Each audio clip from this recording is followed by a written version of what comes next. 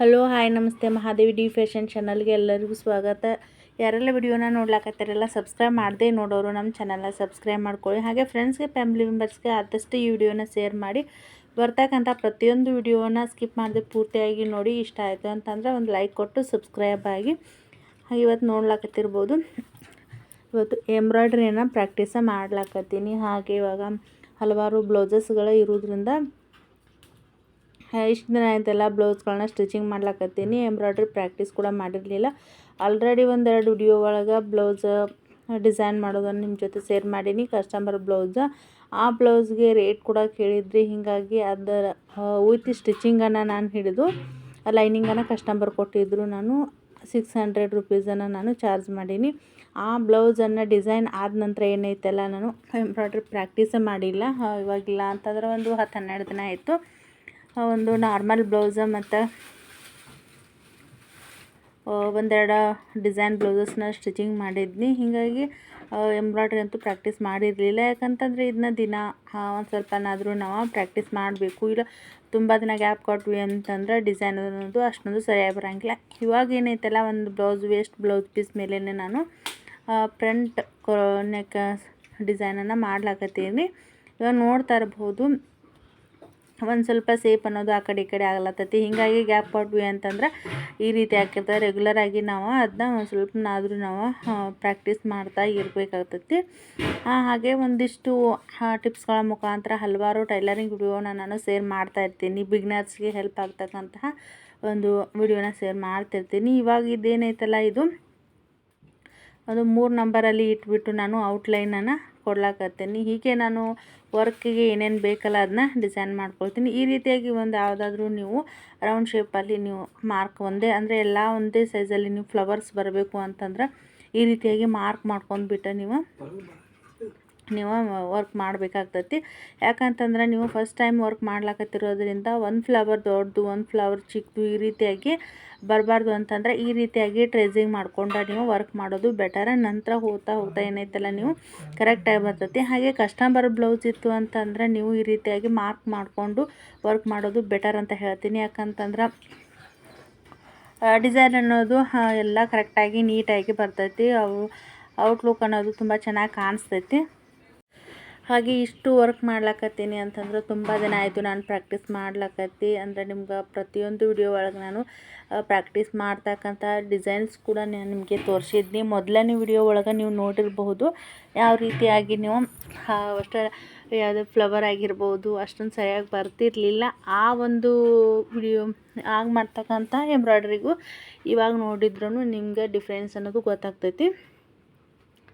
ಹಾಗೆ ಈ ರೀತಿಯಾಗಿ ಫ್ಲವರ್ ಮಾಡ್ತಿದ್ವಿ, ಬಟ್ ಪ್ರತಿಯೊಂದು ಔಟ್ಲೈನ್ ಕೊಟ್ಟಿರಲಿಲ್ಲ. ಹೀಗಾಗಿ ಒಂದು ಡಿಸೈನ್ಗೆ ಔಟ್ಲೈನ್ ಕೊಟ್ಟು ಅಂತಂದರೆ ಇನ್ನೂ ಹೈಲೈಟಾಗಿ ಕಾಣಿಸ್ತೈತಿ. ಅಂದರೆ ಯಾವುದಾದ್ರೂ ಯೂಟ್ಯೂಬಲ್ಲಿ ವಿಡಿಯೋ ನೋಡಿಬಿಟ್ಟು ಅವ್ರು ಯಾವ ರೀತಿಯಾಗಿ ಪ್ರಾಕ್ಟೀಸ್ ಮಾಡ್ತಾರೋ ಹೀಗಾಗಿ ಇವತ್ತು ಈ ರೀತಿಯಾಗಿ ಫ್ಲವರ್ ಕೊಟ್ಟು ಇದಕ್ಕೆ ರೆಡ್ ಕಲರಲ್ಲಿ ಔಟ್ಲೈನ್ ಕೊಟ್ಟರೆ ಯಾವ ರೀತಿಯಾಗಿ ಇರ್ತೈತಿ ಅಂಥೇಳಿ ನಾನು ವೇಸ್ಟ್ ಬಟ್ಟೆ ಮೇಲೆ ಟ್ರೈ ಮಾಡ್ಲಾಕತ್ತೀನಿ. ಅಂದರೆ ಈ ರೀತಿಯಾಗಿ ಡಿಸೈನ್ ಒಬ್ಬರು ಕಸ್ಟಮರ್ ಹಾಕಿಕೊಡೋರು ಅಂತ ಹೇಳಿದರು. ಹೀಗಾಗಿ ಅದಕ್ಕೋಸ್ಕರ ಇವಾಗ ಸ್ವಲ್ಪ ಪ್ರಾಕ್ಟೀಸ್ ಮಾಡ್ರೆ ಬಂದಿತ್ತು ಅಂತ ಹೇಳಿ ಮಾಡ್ಲಾಕತ್ತೀವಿ.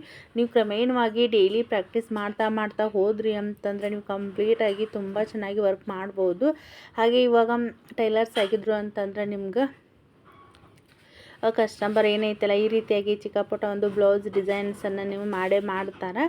ಒಂದು ಏನೈತಲ್ಲ, ನಾವು ಟೈಲರಿಂಗ್ ಆಗಿರ್ಬೋದು ಯಾವುದೇ ಒಂದು ಕೆಲಸ ಆಗಿರ್ಬೋದು ನೀವು ಸ್ಟ್ರಗಲ್ ಪಟ್ರೆ ನಿಮ್ಗೆ ಪ್ರತಿಫಲ ಅನ್ನೋದು ಸಿಗ್ತೈತಿ. ಹೀಗಾಗಿ ರೆಗ್ಯುಲರಾಗಿ ನೀವು ನೋಡ್ತಾ ಇರ್ಬೋದು, ಒಂದು ಸ್ವಲ್ಪ ಟೈಮ್ ಇತ್ತು ಅಂತಂದ್ರೆ ಎಂಬ್ರಾಯ್ಡ್ರಿ ಡಿಸೈನನ್ನು ಈ ರೀತಿಯಾಗಿ ನಾನು ವರ್ಕ್ ಮಾಡಬೇಕು ಅಂತಂದರೆ ಇವಾಗ ಹೊರಗಡೆ ನಾವು ಹಳ್ಳಿಯಲ್ಲಿ ಇರೋದ್ರಿಂದ ದೂರದಲ್ಲಿ ಹೋಗಿ ವರ್ಕ್ ಮಾಡಿಸ್ಕೊಂಡು ಬರ್ಲಾಕೋ ಟೈಮಿಂಗ್ ಇರೋಂಗಿಲ್ಲ. ಹೀಗಾಗಿ ದುಡ್ಡು ಕೂಡ ನಾವು ಇನ್ವೆಸ್ಟ್ ಮಾಡಬೇಕಾಗ್ತೈತಿ. ನಮ್ಮ ಬ್ಲೌಸ್ ಆದರೂ ನಾವು ವರ್ಕ್ ಮಾಡ್ಕೊಳಕ್ಕೆ ಬರ್ತೈತಿ ಅಂಥೇಳಿ ಪಿಕೋ ಮಷಿನ್ಗೆ ಏನಂತಿಲ್ಲ ಒಂದು ಸ್ವಲ್ಪ ಸೆಟ್ಟಿಂಗ್ಸ್ನ ಮಾಡಿಬಿಟ್ಟು ಅದನ್ನೂ ಕೂಡ ಕೆಲವೊಬ್ಬರು ಕಮೆಂಟ್ ಒಳಗೆ ಕೇಳಿದ್ರಿ ಯಾವ ರೀತಿಯಾಗಿ ಸೆಟ್ಟಿಂಗ್ ಮಾಡಿದ್ರಿ ಅಂಥೇಳಿ. ಇವಾಗ ನೀವು ಏನು ಮಷಿನ್ ಶಾಪ್ ಇರ್ತೈತಲ್ಲ ಅಲ್ಲಿ ಹೋಗಿಬಿಟ್ಟು ಈ ರೀತಿಯಾಗಿ ನಮ್ಗೆ ವರ್ಕಿಗೆ ಇದನ್ನ ಸೆಟ್ ಮಾಡಿಕೊಡ್ರಿ ಅಂತಂದರೆ ಸೆಟ್ ಮಾಡ್ತಾರೆ. ಆಮೇಲೆ ವರ್ಕ್ಗೆ ಮತ್ತು ಅದಕ್ಕೂ ಕನ್ವರ್ಟ್ ಮಾಡೋದು, ಆಮೇಲೆ ಪಿಕೋಕ್ಕೂ ಕನ್ವರ್ಟ್ ಮಾಡೋದು ಅಂತಂದರೆ ನೀವು ಸೆಪ್ರೇಟಾಗಿ ವರ್ಕ್ ಮಾಡಲಿಕ್ಕೆ ಅಂಥೇಳಿ ನೀವು ಸೆಪ್ರೇಟಾಗಿ ನೀವು ಒಂದು ಮಷಿನ್ ರೆಡಿ ಮಾಡ್ಕೊಂಡ್ರಿ ಅಂತಂದ್ರೆ ಬೆಟರ್. ಆಮೇಲೆ ಅಂತಂದ್ರೆ ಒಮ್ಮೆ ಪೀಕೋಕ್ ಸೆಟ್ ಮಾಡೋದು ಆಮೇಲೆ ಎಂಬ್ರಾಯ್ಡ್ರಿ ಸೆಟ್ ಮಾಡೋದು ಅಂತಂದ್ರೆ ಸೆಟ್ಟಿಂಗ್ ಸ್ವಲ್ಪ ತಪ್ಪು ಹೋಗಿ ಟೈಮ್ ಚೇಂಜ್ ಆಗಿ ಏನೈತಲ್ಲ ವರ್ಕ್ ಅನ್ನೋದು ಅಷ್ಟೊಂದು ನೀಟ್ ಬರೋಂಗಿಲ್ಲ. ನಾನು ಕೂಡ ಒಂದು ಸರ್ತಿ ಏನು ಮಾಡಿದ್ನಿ ಅಂತಂದ್ರೆ ಇದನ್ನ ಚೇಂಜ್ ಮಾಡಿಬಿಟ್ಟು ಪೀಕೋಕ್ ಅಂತ ಹೇಳಿ ನಾನು ಮಾಡಿದ್ನಿ. ಆಮೇಲೆ ರಿಟರ್ನ್ ಆಗಿ ನಾನು ಮತ್ತೆ ವರ್ಕ್ಗೆ ಅಂತ ಹೇಳಿ ಟ್ರಾನ್ಸ್ಫರ್ ಮಾಡಿದಾಗ ವರ್ಕ್ ಅನ್ನೋದು ತುಂಬ ನೀಟಾಗಿ ಬರಲಿಲ್ಲ. ಒಂದು 2-3 ದಿನ ನಾನು ಕಷ್ಟಪಟ್ಟು ಆದ ನಂತರ ಏನೈತಿಲ್ಲ ಇವಾಗ ಪೀಕೋ ಬಿಟ್ಟು ಇದನ್ನು ಎಂಬ್ರಾಯ್ಡ್ರಿಗೆ ಅಂತೇಳಿ ಸೆಪ್ರೇಟಾಗಿ ಮಾಡಿದ್ದೀನಿ. ಇವಾಗ ಟೈಮ್ ಸಿಗುತ್ತಲ್ಲ ಆವಾಗ ಇದನ್ನು ಕಲಿತಾ ಇರ್ತೀನಿ. ಯಾಕೆಂತಂದರೆ ಇವಾಗ ನಾವು ಅದಕ್ಕೆ ಟೈಮಿಂಗ್ ಕೊಡಬೇಕಲ್ಲ ಅಂಥೇಳಿ ಅಂತಿರ್ಬೋದು. ಯಾಕಂತಂದರೆ ಇವಾಗ ಯಾವುದೋ ಒಂದು ಫಂಕ್ಷನ್ ಆಗಿರ್ಬೋದು, ಮದುವೆ ಸೀಸನಲ್ಲಿ ಆಗಿರಬಹುದು, ನಮ್ಗೆ ಇದು ಇವಾಗ ಪಟ್ಟಿರ್ತಕ್ಕಂಥ ಕಷ್ಟಕ್ಕೆ ನಮಗದು ಅರ್ನಿಂಗ್ ಅನ್ನೋದು ಆಗೇ ಆಗ್ತೈತಿ. ಹಾಗೆ ಇವಾಗ ನಾನು ಕಸ್ಟಮರ್ ಬ್ಲೌಸಸ್ನ ಸ್ಟಿಚಿಂಗ್ ಮಾಡ್ತಾ ಇರೋದ್ರಿಂದ ಏನೈತಲ್ಲ ಹಲವಾರು ಇವಾಗ ಒಂದು 2-3 ಜನ ಕಸ್ಟಮರ್ ಹೇಳಿದರು. ಯಾಕಂತಂದ್ರೆ ಆರಿ ವರ್ಕಲ್ಲಿ ಏನಂತಾರೆ ಅಂತಂದರೆ ಇವಾಗ ಬೀಡ್ಸ್ ಯೂಸ್ ಮಾಡಿರ್ತೀವಿ, ಅವು ಕಲರ್ ಹೋಗಿಬಿಟ್ರೆ ಹೆಂಗೆ ಬ್ಲೌಸ್ ಹಾಳಾಗ್ತೈತಿ, ಇದು ಕೂಡ ಟೆನ್ಷನ್ ಇರ್ತೈತಿ. ಹೀಗಾಗಿ ನಮ್ಗೆ ಸ್ಟಿಚಿಂಗ್ ಮಾಡಿಸ್ಲಾಕ ಬಂದವ್ರು ಏನು ಹೇಳ್ತಾರೆ, ಈ ರೀತಿಯಾಗಿ ಥ್ರೆಡ್ ವರ್ಕ್ ಮಾಡಿಸೋದ್ರಿಂದ ಏನೈತಿಲ್ಲ ನಾವು ಎಷ್ಟೇ ರೀತಿ ವಾಶ್ ಮಾಡಿದರೂ ಕೂಡ ಕಲರ್ ಹೋಗೋದಂತೂ ಚಿಂತೆ ಅನ್ನೋದು ಇರೋಂಗಿಲ್ಲ. ಹೀಗಾಗಿ ಇದೇ ರೀತಿಯಾಗಿ ನಮಗೂ ಕೂಡ ವರ್ಕ್ ಮಾಡಿಕೊಡೋರಂತೆ ಅಂತ ಹೇಳ್ತಿರ್ತಾರೆ. ಇವಾಗ ಒಬ್ರದ್ದು ಮಾಡಿಕೊಟ್ವಿ ಅಂತಂದ್ರೆ ಅವ್ರು ನೋಡಿ ಇನ್ನೊಬ್ಬರು ಈ ರೀತಿಯಾಗಿ ಕಸ್ಟಮರ್ ಜಾಸ್ತಿ ಆಗ್ತಾರೆ. ಹೀಗಾಗಿ ಏನೈತಲ್ಲ ಇವಾಗ ಸ್ಟಾರ್ಟಿಂಗನ್ನು ನಾನು ಒಂದು ಬಾಲ್ ಚೈನನ್ನು ಹಾಕಿಬಿಟ್ಟು 600 ರುಪೀಸನ್ನು ನಾನು ಸ್ಟಿಚಿಂಗ್ ಚಾರ್ಜ್ ಜೊತೆಗೆ ತೊಗೊಂಡು. ಯಾಕಂದರೆ ಫಸ್ಟ್ ಟೈಮ್ ಒಂದು ಬ್ಲೌಸಲ್ಲ, ಇವಾಗ ಒಂದು 2 ಕಸ್ಟಮರ್ ಬ್ಲೌಸಸನ್ನು ನಾನು ವರ್ಕ್ ಮಾಡಿಕೊಟ್ಟೀನಿ. ತುಂಬ ನೀಟಾಗಂತೂ ಬಂದಿತ್ತು. ಕಸ್ಟಮರ್ ಬ್ಲೌಸ್ ಅಂತಂದರೆ ಒಂದು ಸ್ವಲ್ಪ ಕೇರ್ಫುಲ್ಲಾಗಿನೇ ಹಾಕಬೇಕಾಗ್ತತಿ. ಹೀಗಾಗಿ ನಾನೇನು ಮಾಡಿರ್ತೀನಿ, ಒಂದು ಸ್ವಲ್ಪ ಟೈಮಿಂಗ್ ಸ್ಪೆಂಡ್ ಮಾಡಿದರೂ ಪರವಾಗಿಲ್ಲ ಅಂಥೇಳಿ ಒಂದು ಬಟ್ಟೆ ಮೇಲೆ ಏನೈತಲ್ಲ ನಾನು ಈ ರೀತಿಯಾಗಿ ವರ್ಕ್ ಮಾಡಿರ್ತೀನಿ. ಅಂದರೆ ನಮ್ಗೆ 100% ಅಂದರೆ ಯಾವುದೇ ಕೆಲಸ ಏನೈತಿಲ್ಲ, ನಾವು ಒಂದೊಂದು ರೂಪಾಯಿನೂ ಅರ್ನಿಂಗ್ ಮಾಡಬೇಕು ಅಂತಂದ್ರೆ ಕಷ್ಟಪಡಲೇಬೇಕು. ಹೀಗಾಗಿ ಇದು ಟೈಲರಿಂಗ್ ಮಾಡ್ತಾರೆ, ಇದೇನ ಕಟ್ ಮಾಡೋದು, ಸ್ಟಿಚಿಂಗ್ ಮಾಡೋದು ಇಷ್ಟೇ ಇಲ್ಲನಂತ ಹೇಳಿ ನೋಡಿದವ್ರಿಗೆ ಅನ್ನಿಸ್ಬೋದು. ಟೈಲರ್ ಆಗಿದ್ದವ್ರಿಗೆ ಎಲ್ಲರಿಗೂ ಗೊತ್ತಿರ್ತೈತಿ ಎಷ್ಟು ಕಷ್ಟ ಅಂಥೇಳಿ. ಒಬ್ಬರು ಕಸ್ಟಮರ್ ಏನಾದರೂ ಕಟ್ಟಿಂಗಲ್ಲಿ ಆಗಿರ್ಬೋದು, ಸ್ಟಿಚಿಂಗಲ್ಲಿ ಆಗಿರ್ಬೋದು ಒಂದು ಸ್ವಲ್ಪ ಮಿಸ್ಟೇಕ್ ಆಯಿತು ಅಂತಂದ್ರೆ ನಮ್ಗೆ, ಯಾಕಂತಂದ್ರೆ ದುಡ್ಡು ಕೊಟ್ಟು ಸ್ಟಿಚಿಂಗ್ ಮಾಡಿಸಿರ್ತಾರೋ ತಂದು ವಾಪಸ್ ತಂದು ಆಲ್ಟ್ರೇಷನ್ಗೆ ಮಾಡಿಕೊಡ್ರಿ ಅಂಥೇಳಿ ಬರ್ತಾರೆ. ಹೀಗಾಗಿ ನಾವು ಕೇರ್ಫುಲ್ಲಾಗಿ ಯಾವುದೇ ಒಂದು ಬ್ಲೌಸ್ ಕಟ್ಟಿಂಗ್ ಆಗಿರ್ಬೋದು, ಸ್ಟಿಚಿಂಗಲ್ಲಿ ಆಗಿರ್ಬೋದು ಕೇರ್ಫುಲ್ಲಾಗಿ ಅಷ್ಟೇ ನಾವು ಎಫರ್ಟ್ ಹಾಕಿ ಸ್ಟಿಚಿಂಗ್ ಮಾಡಬೇಕಾಗ್ತೈತಿ. ಹಾಗೆ ವರ್ಕು ಕೂಡ ಆಗಿರಬಹುದು. ಇವಾಗ ಬ್ಯಾಕ್ ನೆಕ್ ಇದು ನಾನು ಫ್ರಂಟ್ ನೆಕ್ ಡಿಸೈನ್ ತೋರಿಸ್ತಾ ಇದ್ದೀನಿ. ಇದೇ ರೀತಿಯಾಗಿ ಬ್ಯಾಕ್ ನೆಕ್ ಡಿಸೈನ್ ಕಂಪ್ಲೀಟ್ ಆಗಬೇಕು. ಫ್ರಂಟ್ ನೆಕ್ಕು 2 ಸ್ಲೀವು ಎಲ್ಲನೂ ನಾವು ವರ್ಕ್ ಮಾಡಿ ಆಮೇಲೆ ಸ್ಟಿಚಿಂಗ್ ಮಾಡಿ ಅಂತಂದರೆ ಇದಕ್ಕೂ ಕೂಡ ತುಂಬ ರಿಸ್ಕ್ ಇರ್ತೈತಿ. ಹಾಗೆ ಸ್ಟಾರ್ಟಿಂಗಲ್ಲಿ ಏನೈತಲ್ಲ ಒಂದು ಬ್ಲೌಸನ್ನು ನಾವು ವರ್ಕ್ ಕಂಪ್ಲೀಟ್ ಮಾಡಲಿಕ್ಕೆ 2 ದಿನ ತೊಗೋಬೋದು, 3 ದಿನ ತೊಗೋಬೋದು. ಅಂದರೆ ನೀಟಾಗಿ ಒಂದು ಸ್ವಲ್ಪ ಸ್ಲೋ ಆಗಿ ಸ್ಟಾರ್ಟಿಂಗಲ್ಲಿ ಇರೋದ್ರಿಂದ ಮಾಡ್ತಾ ಏನೈತಲ್ಲ ನೀವು ಒಂದು ದಿನದಲ್ಲಿ ಆರಾಮಾಗಿ 2-3 ಬ್ಲೌಸನ್ನು ನೀವು ವರ್ಕನ್ನು ಮಾಡ್ಬೋದು. ಅಂದರೆ ನೀವು ಫಾಸ್ಟಾಗಿ ವರ್ಕ್ ಮಾಡ್ಲಾಕತ್ತೀರಿ ಅಂತಂದರೆ ಅಷ್ಟು ಇಲ್ಲ, ಮಿನಿಮಮ್ ಇಲ್ಲ ಅಂತಂದ್ರೆ ಒಂದು ದಿನ ಏನೈತಲ್ಲ ಒಂದು ಬ್ಲೌಸನ್ನು ಫುಲ್ ವರ್ಕ್ ಮಾಡಿಬಿಟ್ಟು ನೀವು ಸ್ಟಿಚಿಂಗ್ ಕೂಡ ಮಾಡ್ಬೋದು. ಇಲ್ಲ ಅಂತಂದ್ರೆ ಒಂದು ಸಿಂಪಲ್ ವರ್ಕ್ ಇದೆ ಅಂತಂದ್ರೆ ನೀವು 500 ಸ್ಟಾರ್ಟ್ ಮಾಡಿಬಿಟ್ಟು ನೀವು ಬ್ರೈಡಲ್ ಲುಕ್ ಅನ್ನೋ ರೀತಿಯಾಗಿ ವರ್ಕ್ ಮಾಡಿಬಿಟ್ಟು ನೀವು ಅರ್ನಿಂಗ್ ಕೂಡ ಮಾಡ್ಬೋದು. ಇದರಿಂದ ಏನೈತಲ್ಲ ನಾನು ಇವಾಗ ನೋಡ್ತಾ ಇರ್ಬೋದು ರೆಡ್ ಕಲರಲ್ಲಿ ಔಟ್ಲೈನ್ ನಾನು ಪ್ರಾಕ್ಟೀಸ್ ಮಾಡ್ಲಕತ್ತೀನಿ.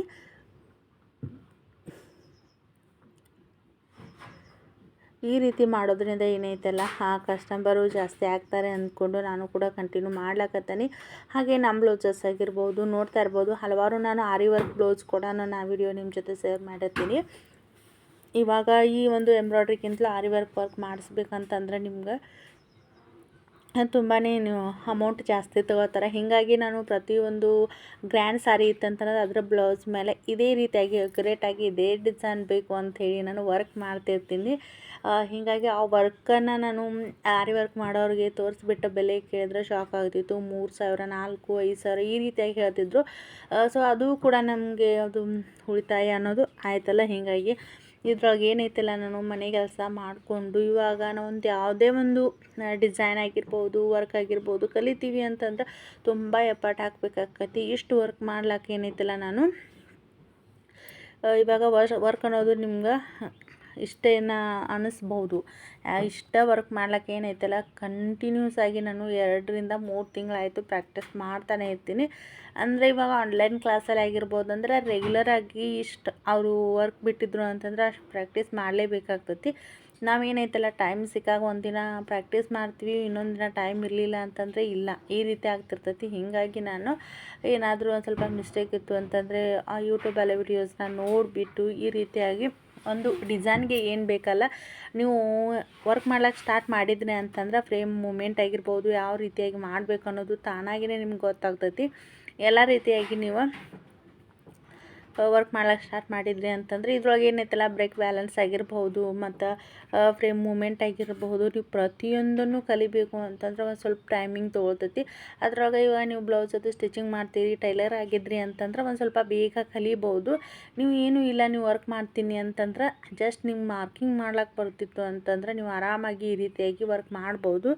ಇವಾಗ ನಾನು ಕೂಡ ಜಾಸ್ತಿ ಜನ ಮಾಡಿಸ್ಲಾಕತ್ರು ಅಂತಂದ್ರೆ ಪಿಕೋ ಮಷಿನ್ಗೆ ಇದನ್ನ ಕನ್ವರ್ಟ್ ಮಾಡಿಬಿಟ್ಟು ರಾಲ್ಸನ್ ಮಷಿನ್ ಅಂಥೇಳಿ ಸೆಪ್ರೇಟಾಗಿ ಡಿಸೈನ್ಗೆ ಅಂತೇಳಿ ತೊಗೊಳ್ತೀನಿ. ಯಾಕಂತಂದ್ರೆ ಹಳ್ಳಿ ಒಳಗೆ ಫುಲ್ ಅಮೌಂಟ್ ಕೊಟ್ಟು ನಮ್ಗೆ ಜಾಸ್ತಿ ದುಡ್ಡು ಕೊಟ್ಟು ಕಂಪ್ಯೂಟರ್ ಮಷಿನ್ ತರದೇ ಇದ್ರೂ ಈ ರೀತಿಯಾಗಿ ನಾವು ಒಂದೊಂದು ಬ್ಲೌಸನ್ನು ನಾವು ವರ್ಕ್ ಮಾಡಿಬಿಟ್ಟು ಮಾಡ್ಬೋದು. ಮತ್ತು ನೀವು ಪ್ರಾಕ್ಟೀಸ್ ಮಾಡ್ತಾ ಏನೈತಲ್ಲ ನೀವು ತುಂಬ ನೀಟಾಗಿ ಇವಾಗ ಲೀಫ್ ಡಿಸೈನ್ ಕೂಡ ನೋಡ್ತಾ ಇರ್ಬೋದು. ನಾನು ಇವಾಗ ಒಂದು 10-12 ದಿನ ಆಯಿತು ವರ್ಕೇ ಮಾಡಿರಲಿಲ್ಲಲ್ಲ, ಹೀಗಾಗಿ ಒಂದು ಸ್ವಲ್ಪ ಸೇಪ್ ಆ ಕಡೆ ಈ ಕಡೆ ಆಗ್ತಿತ್ತು.